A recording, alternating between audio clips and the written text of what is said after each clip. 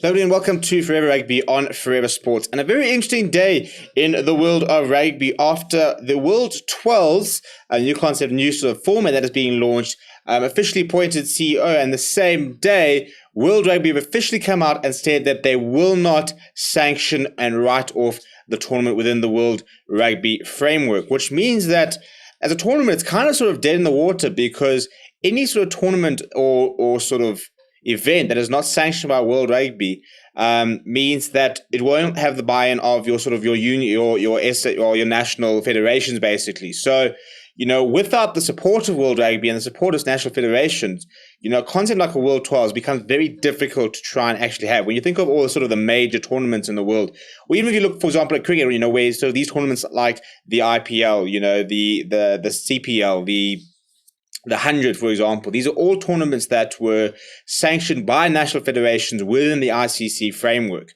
And this is not the case for the World 12, which means that it could be the end of the entire tournament as a concept, which is sort of the brainchild of people like Steve Hansen and Jake White, who are both backing and involved within the tournament itself. So it's quite interesting. Before we sort of discuss exactly what's happened, please do smash like on the video and subscribe to the channel as well. We did a video the other day explaining what the World 12s is. And basically, it's pretty much in the name, isn't it? It's 12-a-side rugby. And the idea is that it's faster, there's more tries, it's more exciting. It's kind of a bit of a hybrid between 7s and 15s. And the idea is to sort of try and up the tempo, create more sort of incentive to score tries, and sort of move away from, a lot of sort of set pieces, a lot of sort of the almost the grunt work, many ways that you kind of see in rugby union. So for me, I think it's sort of leaning towards sort of a rugby league type of vibe.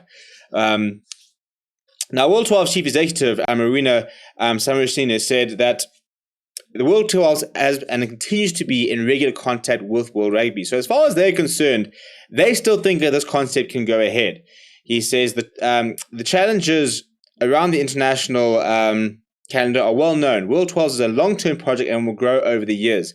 We are optimistic that even within the restrictions posed by the current calendar, World 12s will be able to host a tournament in August 2022.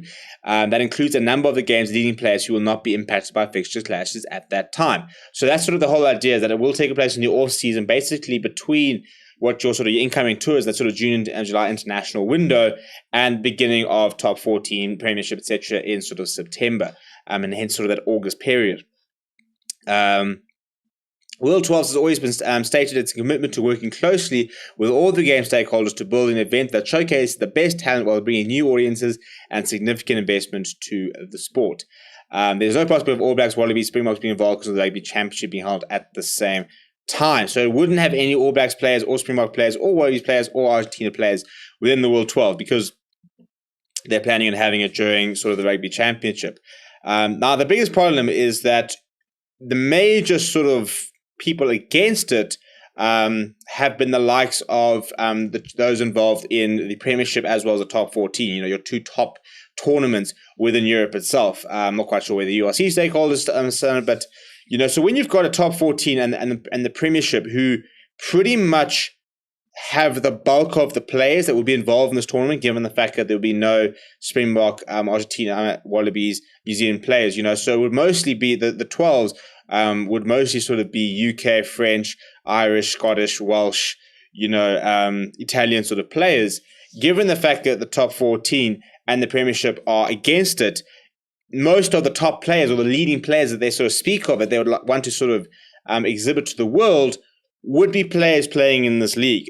So it's a very, very big speed hump to now try to get over the fact that World Rugby have come out and said that they will not be engaging with this, they will not be pursuing this, they will not be looking at this and officially sanctioning from themselves. Now, it doesn't mean that it cannot go ahead. However, it becomes very difficult to sort of be able to include players who are contracted to the top 14 teams, Premiership teams, and to national federations if they don't have this sort of permission. So kind of sort of at this stage, it does kind of look like it's dead in the water, which some people might like. Some people are not particularly keen on the idea itself. I think it's an interesting concept, but it's one of these things where we sort of keep having to sort of almost dumb down sports, try and make them interesting in a new sort of environment of very sort of short attention spans. The 100 in cricket, T20, which itself is a 3-hour game, which has evolved down from a 5-day game, has now become a 100-ball game because apparently those sort of extra 20 balls in innings are too much, and that sort of becomes a bit quicker.